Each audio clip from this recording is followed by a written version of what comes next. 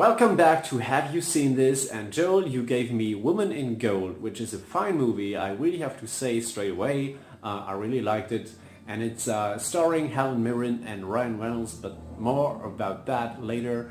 The story about in this movie is about a painting which is called Woman in Gold, and it's a painting that belonged to a wealthy Jewish family living in Austria during World War II. And everyone who paid a little attention in history class knows that Jews during World War II, also in Austria, are not very, this is not always a very happy story.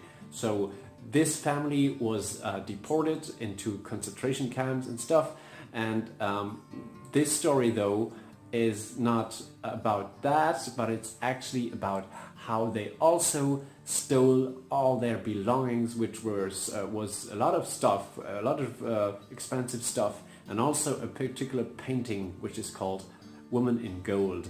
And the only living family member is an older woman living today in California, and she fled there during World War II, and now that she is the only one left, she wants the painting back. And it's all about the painting, not all the other stuff. So this is only about that one piece that she wants back, and it's very frustrating to see how Austria didn't actually want to give her the painting back. And this is a case of thousands of cases that where the Nazis stole stuff, and now people are trying to get it back, because you know the war is over pretty much, and all the people are dying, and so they are kind of struggling to get stuff back. So here's Maria, and she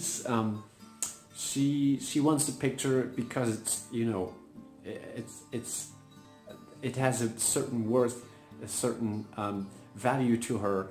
Not only is this painting today a very expensive painting, but also Austria claims that it's something like their Mona Lisa, so they don't want to give it to her, they just want to keep it. And to prove that it's her picture, they need a lot of papers and stuff, and all the Jewish families didn't have papers and stuff because everything was taken away from them, and this is a very important matter. So this is an important movie, and I really enjoyed watching it. What I also enjoyed was seeing Helen Mirren play Maria, and Helen Mirren is very sexy, and I like her very much. Who's also sexy in the movie is, of course, always sexy, Ryan Reynolds. But I have to say something about that. I love this actor, and we featured him in so many episodes in Have You Seen This? But he just doesn't belong in here. Let's just face it. He's just a pretty guy doing great movies, really cool movies. But anyone could have done, not done his character, but anyone could have portrayed this character. It didn't have to be Ryan Reynolds. That's all I want to say. He's not a typical Ryan Reynolds character in here, not at all. He's playing a lawyer who helps Maria get that picture back. And hey, I don't want to spoil you anything, so I'm not going to tell you if in the end they win and get the painting back. So you have to find out for yourself, all the people who haven't seen the movie. Yeah, so I didn't tell you if they win and if this movie has a happy ending. Not at all. So yeah, Helen Mirren though, I liked her so much more than Ryan Reynolds in the movie. Because, first of all, I love her, just adore her. But also she nails this accent, which is very cool. She has, you could say she should have an Arnold Schwarzenegger accent because she's Austrian and moved to California, but she's also Jewish, so this mix of all these accents, she nails it pretty much. I really appreciated that, and also she made me believe that Maria had actually trouble of going back to Austria to fight for her right for that painting. She hated to go back, and she didn't want to go back to that bad country that destroyed her entire family and life and everything. So that's really cool. And she's also very posh. She's a very posh woman, and she's like very, and that's a cool character. And here's something I also disliked in the movie, aside from Ryan Reynolds just being there. The movie, and I talked about this before in the episode before or before that, I'm not sure. It reminded me too often about how this is a true story.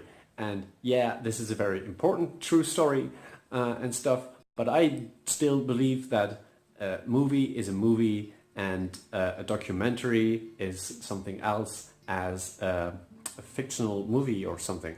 So what happened sometimes in this movie was that you got some information about the character development that was just too real. It was just too believable and too relatable, and nothing happened that made you go, wow, this is like exciting and stuff.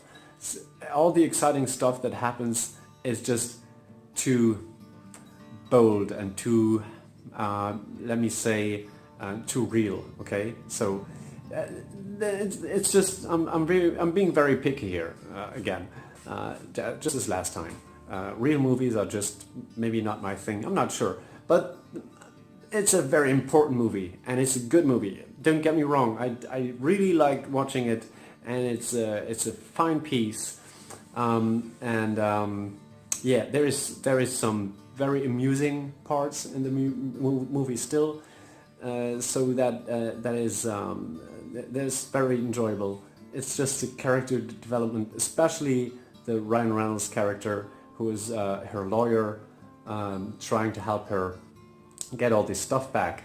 And after the movies, during the credits, you also learn about some stuff that is important to know about the actual people in the movie. And so he seems to be a very cool guy, a very great guy, and he turned into a guy who actually made this his profession. So helping people getting their stuff back from World War II. And this is called restitution. It's called restitutional thing. I don't know. I'm not sure. But great movie. I would not suggest this movie, as you might have heard out of what I said, to Ryan Reynolds fans. So this is not a movie you should watch if you just love Ryan Reynolds, and if you want to see all of his movies, just go ahead. It's a great movie, but it's not it's not the Ryan Reynolds typical role in there. That's all I'm saying. Helen Mirren, though, she's just awesome in it, and I think that's also what I have to criticize about Ryan Reynolds being in here. She should stand out in this movie because it's about Maria and about what she wants and how she gets it and stuff. So that's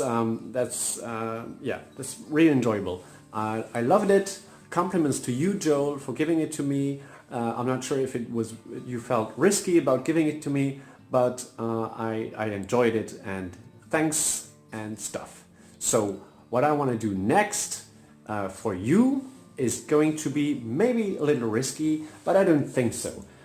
Your next movie is going to be Chinese Zodiac with Jackie Chan. It's a Chinese production, a typical Jackie Chan movie with a Chinese production. It's called Chinese Zodiac, and it's just an action stunt flick, and it's never ever boring.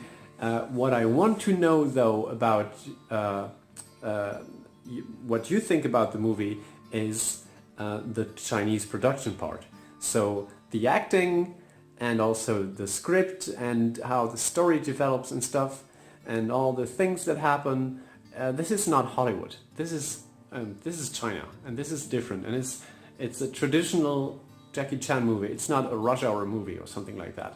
So that's different from maybe some of the Jackie Chan movies we know, but what's not different is the stunt things, all the stunts he does, and I haven't seen most of the Jackie Chan movies. I've seen some, and this is, for me, as not being an expert on Jackie Chan, but just a guy who has seen a few movies, this is like his best stunts. This is really great. This is, I've never seen him do stuff like that, and he's just 2012, okay? He's old, okay?